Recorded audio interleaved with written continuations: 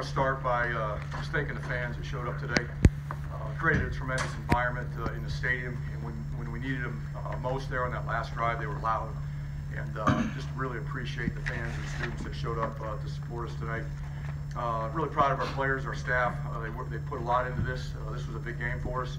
It's one that we needed, and they worked really hard. And we knew it was going to be hard. It was going to be a four-quarter game.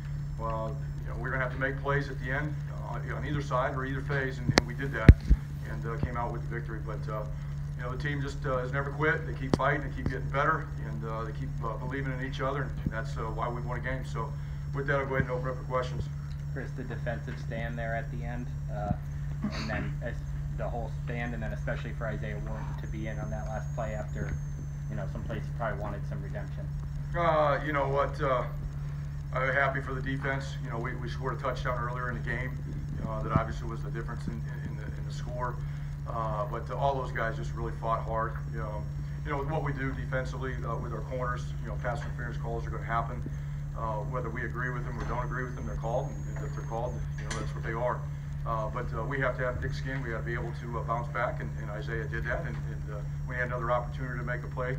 He did it. And it was a critical one, obviously, to win the game. So, but really happy with the effort of all those guys on defense. Chris, did you feel that everyone was prepared and ready to go when they had to make that quarterback change at the end? Yeah, we had to play.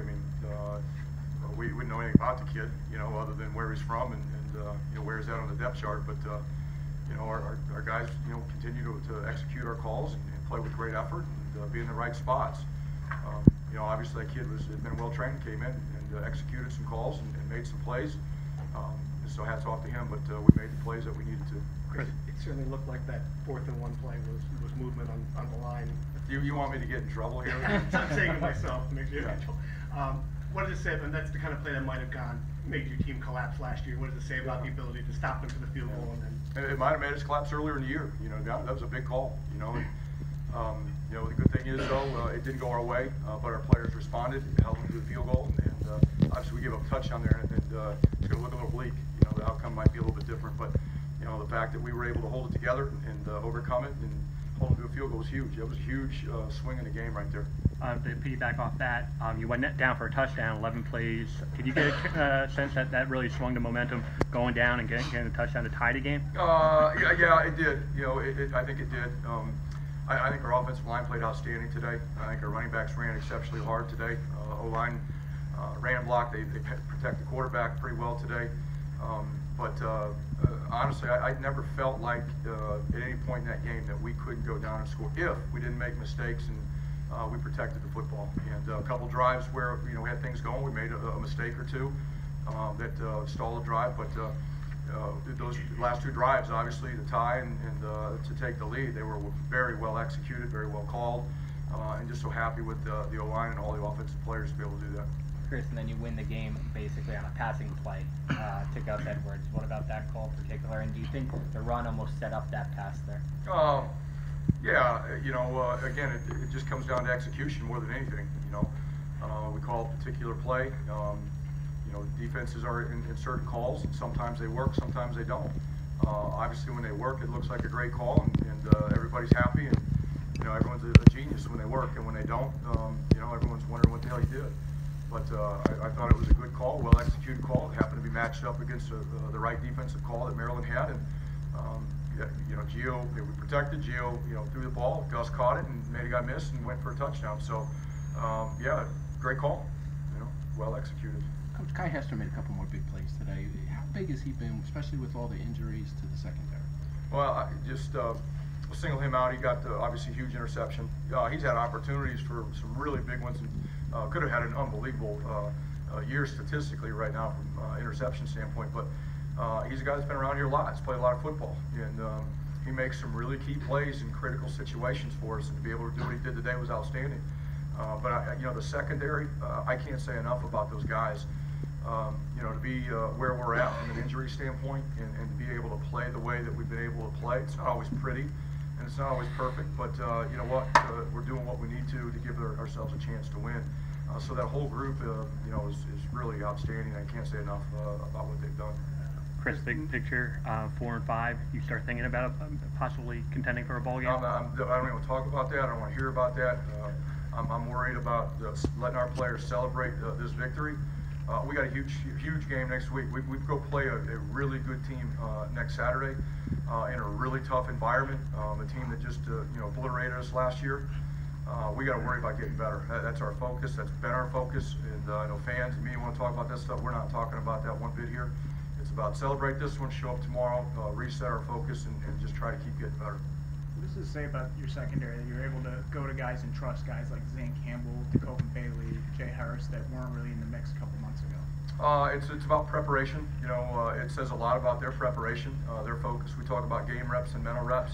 They may not get a lot of game reps in practice, with the first or second team, but they're getting mental reps. They're paying attention in meetings, and when their opportunity comes, they're ready to go. And it does say a lot about those kids, that they really care about their performance, and they really are concerned about when they get their opportunity that they're ready to go, and they've done an outstanding job with that. First impressions of Gio's performance. The numbers aren't great, but I mean, obviously winning football again. We needed to run the ball. We did that. We knew we had to pass some, and we did that. There were a few drops today too. There were some huge plays out there that late in the first half, Jerome dropped a really big play that may have put points on the board, there at the end. So it's not all the quarterback, but he managed the game. He protected the ball, did what we needed to do. I don't know. We didn't have any turnovers today, did we? Just the one at the end of the first half. Yeah. I don't count that. So I count that as no turnovers again today. So that's 3 in a row, in my opinion. You guys may write differently, but that's three games in a row, and we won the turnover takeaway battle today, in my opinion. I'm going to give a big shout out to our kickoff coverage team. Those guys, came to play. That was a really good kickoff return team. They had some dangerous returners back there. And again, I keep talking about our kickoff return team. It is really a microcosm of our culture. We've got offensive players, defensive players, freshmen, older guys that come together, and they know how important that one rep is. And man, they flew down the field, and they were physical today, and they changed the field position with that unit. And I'm so proud of those guys. Chris, from an injury standpoint, Janarian later in the week, did something change where he couldn't go? And then any update on KJ Gray? No update on KJ Gray. He took obviously a pretty big hit and was out. I don't know what that will mean for the future. Janarian, went out of the Michigan game last week. Was unable to get game ready as we went through the week. And then Kamoko was kind of the same thing. Kamoko suffered an injury during the week. It was a game time, really game time decision on whether he could go or not. He gave it a try, went out and had some reps. Was unable to go a whole lot today. So we're a little banged up, but everybody is. And again, next man up. Thought Ellen came in and did a really nice job. CJ Onechi played today, some at that position. So we just got to hopefully we get him back. Chris, you guys were 8 for 14 on third downs today. How important is that to sustaining drives and wearing down the Mary's defense, especially late in the game? Yeah, it's everything. Third down, we talk about critical situations and our plan to win, and third down is the one that comes up the most. And, in the games that we've lost, we have not been really good on third down. Games that we've won, we've been able to. And today we were pretty good on third down. We were able to run the ball. That's the most important thing. We were in more third and shorts or third and mediums. Stay out of 3rd and 10, your third down success is going to be a lot better. And that's what we were able to do today because we could run the ball.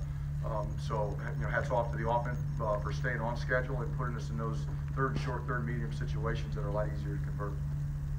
Final question. It's great, guys.